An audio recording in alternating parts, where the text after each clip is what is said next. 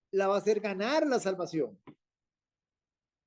Ninguna, o sea, Ninguna, correcto, ninguna. Así es pues fácil. Entonces, ahora, ¿qué es lo que dice Pablo? Ocupaos en vuestra salvación con temor y temblor. O sea, si usted es una verdadera creyente, usted está ocupada naturalmente en esa nueva creación que Dios ha hecho en usted con temor y temblor en los negocios del Señor. ¿Me entiende el punto? Es la consecuencia de haber nacido de nuevo que usted ahora está ocupada con temor y temblor en los negocios del Señor, en las obras del Señor, pero no para salvación.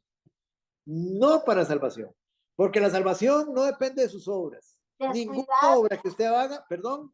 Descuidar significa estar ocupada más bien en las cosas de mi Señor, no descuidando las cosas de mi Señor. Es correcto, exactamente. O sea, nosotros, ahí está el punto. ¿Vea? Por eso se acuerda cuando leímos Hebreos 12:2.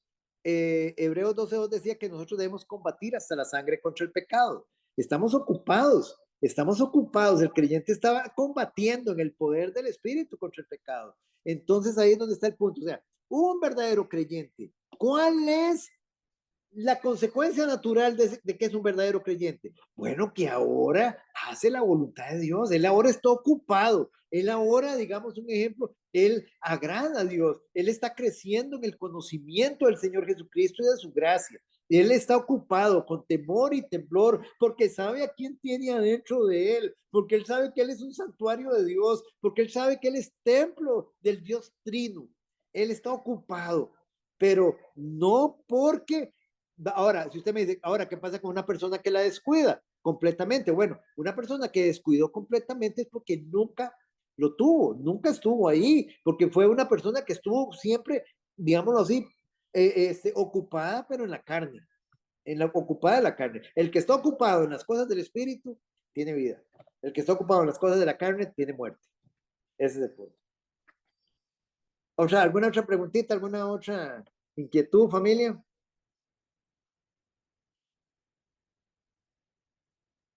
No, Oscar, solamente para los hermanos. Es que estamos, bueno, estaba escuchando a la hermana ahí, de que hay que tener cuidado a qué congregación frecuenta uno y cuál es el pastor, y ponerle cuidado a lo que habla el pastor y guiarse uno por la palabra para no perderse uno, porque si no se desvía uno, ¿eh? Eso es muy importante. Eso es todo. Gracias, don Evi. En realidad, digámoslo así, hay veces que lamentablemente, digámoslo así, tal vez uno, dependiendo, digamos, uno muchas veces tiene un pastor, pero escucha a otros. Entonces, digamos, ahí es donde muchas veces empiezan a surgir digamos, tal vez las dudas que puedan, digamos, que pueda generar, pero las inquietudes. Pero lo más importante es, recuerden ustedes mismos estudien la palabra de Dios, ustedes mismos vean los pasajes. Ustedes hoy les mostré una cantidad de pasajes. Digamos un ejemplo, la salvación no se pierde. O sea, los dones son irrevocables. Recuérdense, un don es irrevocable. Si usted recibió la salvación, es irrevocable. Si usted, o sea, Dios no va a echar todo el proceso para atrás. Dios no la va a borrar del libro, no la va a desescoger, desarrepentirse, desredimir, desjustificar, desregenerar, desadoptar, digamos, desglorificar todo, digámoslo así, porque se equivocó Dios. Uy, no, le entregué a don Edwin a Cristo, le entregué como un regalo a don Edwin a Cristo y me equivoqué, dice el Padre. Señor, le dice Jesús, tráeme a Edwin, fue que me equivoqué. ¿Se equivoca Dios? No, hermano, Dios no se equivoca. Dios no se equivoca, nos equivocamos nosotros, pero el Señor no. Una vez que el Señor se lo entregó a Jesús, nadie se lo va a arrebatar de él. Y él nos entregó desde antes de la fundación del mundo. Ahora, ¿cómo sé yo que he sido entregado a Jesús?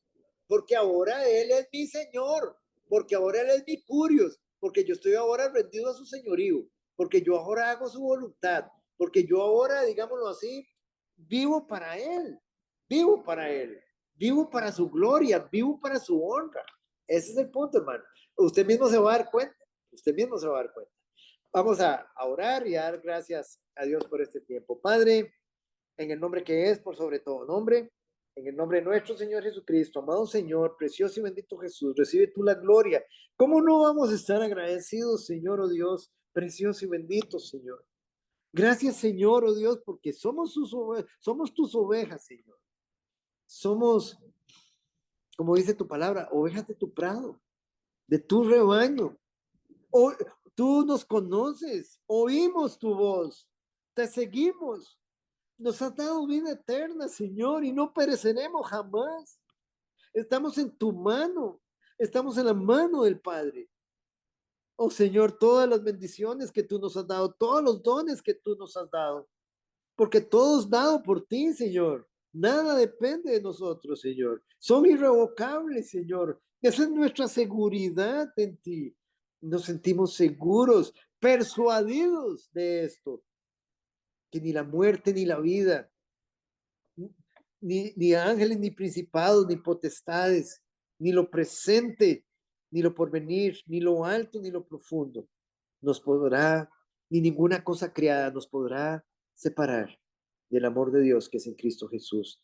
Persuadidos de esto, que el que empezó la buena obra, la perfeccionará hasta el día de su venida con nosotros, Señor, hasta el día que tú nos tengas en tu presencia. Gracias, Señor. Te damos las gracias, Señor. Y hoy, Señor, nos llenamos de gozo, nos llenamos de júbilo, Señor. Gracias, Señor, por esa seguridad. Gracias por tu presencia en nosotros. Gracias por el perdón de los pecados. Gracias por esa muerte, Señor. Gracias por esa resurrección, Señor. Bendice a mis hermanos en esta noche, Señor. Ayúdalos a retener, Señor, todo lo que tú les has enseñado, todo lo que tú les has entregado. Ayúdalos a que pongan por obra tu palabra, Señor. Ayúdalos a que la transmitan, Señor, a aquellos que no conocen de ti, Señor.